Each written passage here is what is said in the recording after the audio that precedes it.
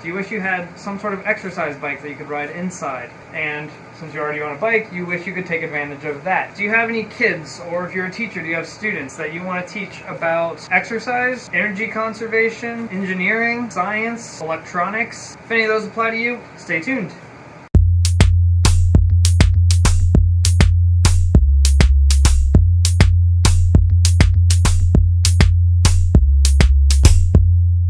We're going to do this video in two parts. We're going to do kind of the exercise portion first and the engineering portion second, because they kind of lead into one another. First off, this is the Velo. If you find whatever works for your bike, I'll show you how easy this is to set up. Put it in. Before we get this all the way on here, you will want to start this with this guy all the way loosened. It has a little threaded thing on the back. You want it all the way down to make this as easy as possible. Just clamp it down. And this Velo also came with this guy, which basically is just a wheel chock that you put under the front to keep the bike kind of at a more natural level stance. So all we're going to do is just loosen up this bolt right here to change the center line of where the wheel is, so it falls right along the center of the metal piece down on the resistance unit. So now that we've got this centered up and clamped down on the back wheel, we'll just tighten down the bolt on the back just a little bit to make sure we have friction, make sure it's spinning the metal there. That's really all there is to the exercise part. Now you'll notice this is really loud. This is not something you can just have in the living room while someone's watching TV and you want to exercise off to the side.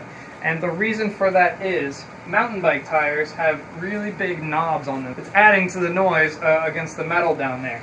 So I got one of these. This is actually a racing slick mountain bike tire, but it's just flat rubber. I'll show you real quick how easy it is to just swap this tire out for the other one.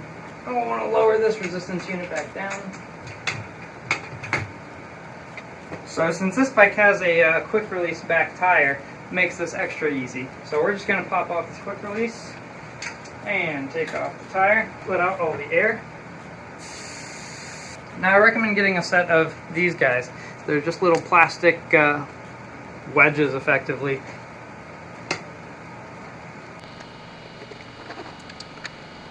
Now we take that tire out, take the tube out, excuse me, slide it into the new one. The only important part here is make sure that the valve stem goes back into the hole as you do this.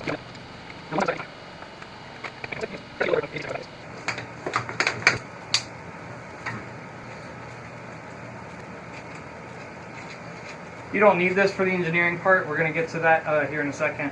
This is just for exercising and just kind of quieting things down a bit. So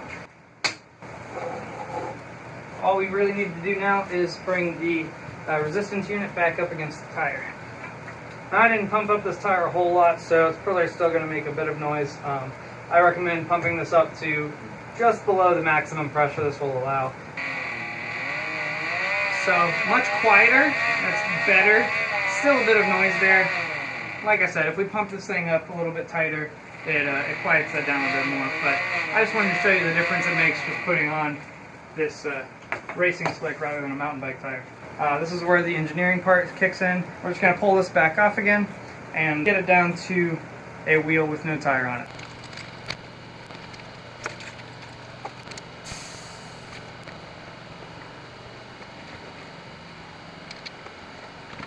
Basically the goal was, I have a bike, I can pedal, I need exercise, but I also want to save that energy in the form of a battery. I started this process by finding something that could generate electric power. This is actually a 12 to 24 volt electric scooter motor. There are other similar ones you can get that will work pretty much just as well. The cool thing about motors, if I go and I just hook this to a battery, obviously it's going to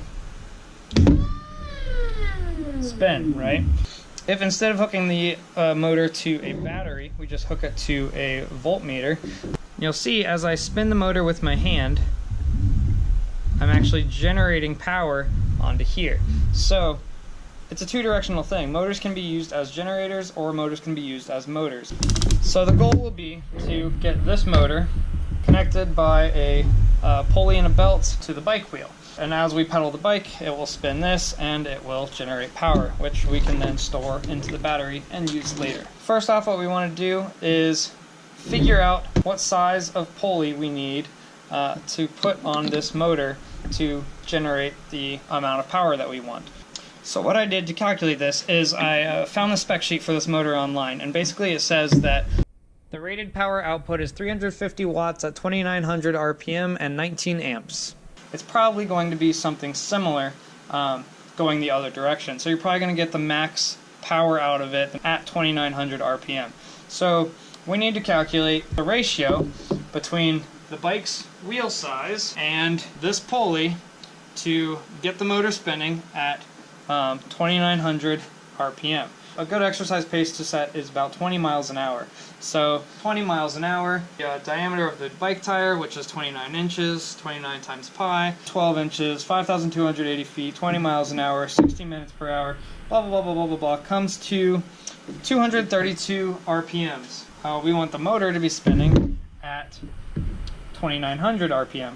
So if you divide those out, it comes to a ratio of 1 to 12.5. So then you use that ratio, and it comes to a 2.3 inch pulley. I don't remember what size this actually ended up being, but it's something around there. All I had to do was take a sprocket off of this motor. Just a note, it's reverse threaded, so righty loosey, lefty tighty to get that off. And I'm just going to put this back on.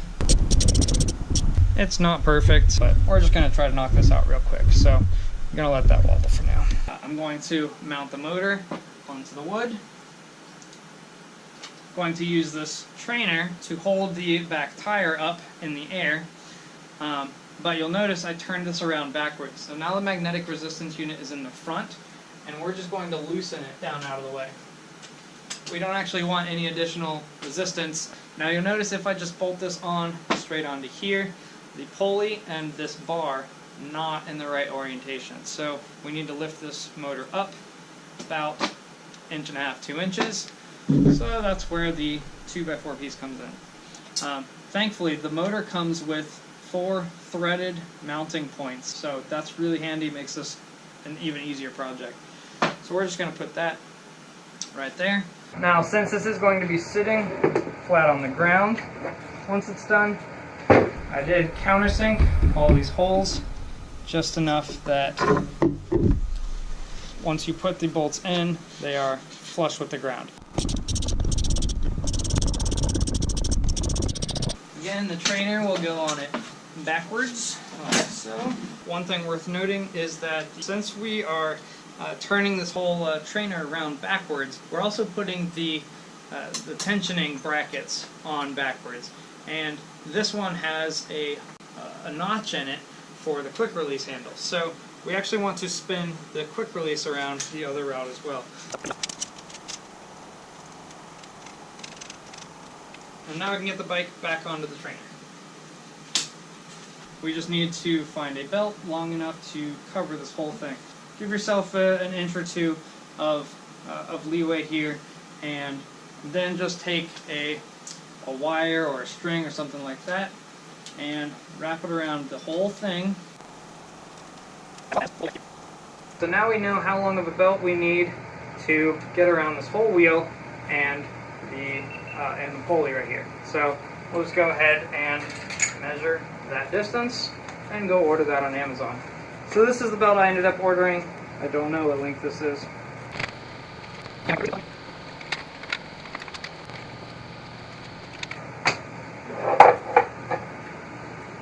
Alright, and now we can hook the belt onto the pulley like that.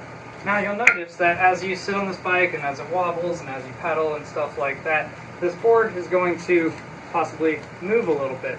Make sure everything's lined up, pull the pulley nice and tight. Measure this distance, cut a 2x4, and now this will stay fairly tight. So now, just to test things are working, we'll go ahead and hook the voltmeter up. Now, depending on which way you put this motor, which way it's facing, red and black could be flip-flopped. It depends which way the motor was intended to spin, and which way you're spinning it. So I've got the two leads taped to the motor. I'm just going to put this on, I'll put it on 10 volts right now. Now I know this was a 12 to 24 volt motor, so at that max speed of 2900 RPMs we used to calculate earlier, it should probably generate around 20 to 24 volts. So since I'm putting it on 10 right now, I'm going to just keep the pedals moving nice and slow because I don't want to burn out my voltmeter. 8 volts and 10 volts. So now we just got to figure out how to get that voltage into the battery. Now, if we were to just connect red to red and black to black on this motor, you would spin the wheel on the bike, obviously. That's what motors do. So we need a way to reverse that and be able to input power without it just spinning the wheel. So the way I got around this, and I thought it was a good idea, this is a Renogy Wanderer solar charge controller. So this is meant for solar panels. This is a 12 volt battery. We got a 12 volt charge controller, and this one can support up to 30 amps. Now you're probably not going to actually generate 30 amps with this bike rig, but it seemed like a good spot for me to start. You always want to have the battery connected to the charge controller before you have any input power source. So first thing we want to do is hook up the battery.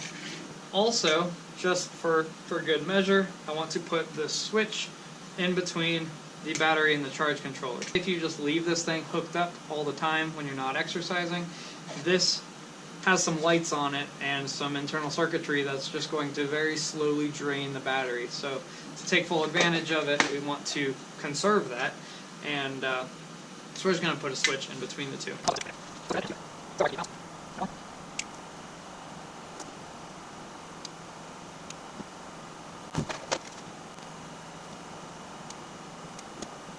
Now the charge controller has some nice little screw terminals, so we're just going to slide that into there.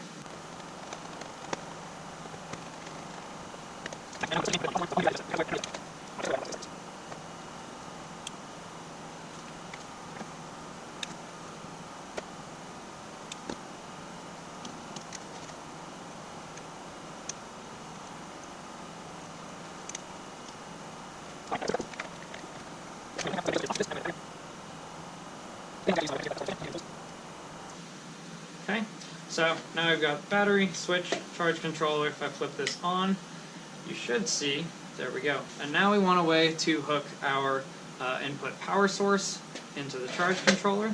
If these wires that come with it are long enough, which it looks like they should be, I might be able to just slide them in there and screw it down onto them.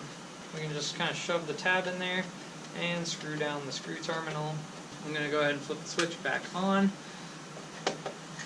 Charge controller is active. Now, if you can see it, as I start to pedal this bike, you're going to want to watch this LED right here. This is the PV light, which is the input current from this. And if you can get this slow flashing, it's actually charging the battery. And if it's fast flashing, you're pedaling too fast, you're over voltage, you're probably going to cause damage to this. So you want to maybe just kind of keep an eye on this. Another optional thing that I did was I installed a speedometer onto the back wheel of this bike, just so I can have an idea for how fast I need to go to get the right charge current into this. But you'll see that light start flashing slowly. That means it's really getting the charge. So this is 15 miles an hour. If I bring the bike slowly up to 20 miles an hour, which is what we used as our reference for all the calculations, get a nice exercise for pedaling 20 miles an hour and charging that battery at the same time.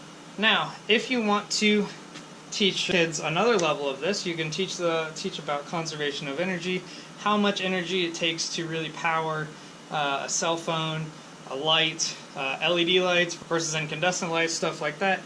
You can do some of that directly, 12 volt. All you do is just kind of hook into the battery here, or actually some of those you could hook directly into the motor and feel how much draw that takes, and you can really feel the pedals lock up. Another way you can do this is with something like this. This is an old 400 watt power inverter. So this will take the 12 volts from the battery and generate it into a 120 volt plug. So you can use this to plug a TV into, plug a fan into, something like that. That's about it for now. If you guys have any questions, feel free to let me know down in the comments. I'm really curious what you guys think of this, and if you use this as a lesson for a class or a camp convention or something along those lines, feel free to let me know. I'd love to hear how it goes, and if you have any questions about it, again, don't hesitate to ask. So thanks again for watching, guys, and have a good one.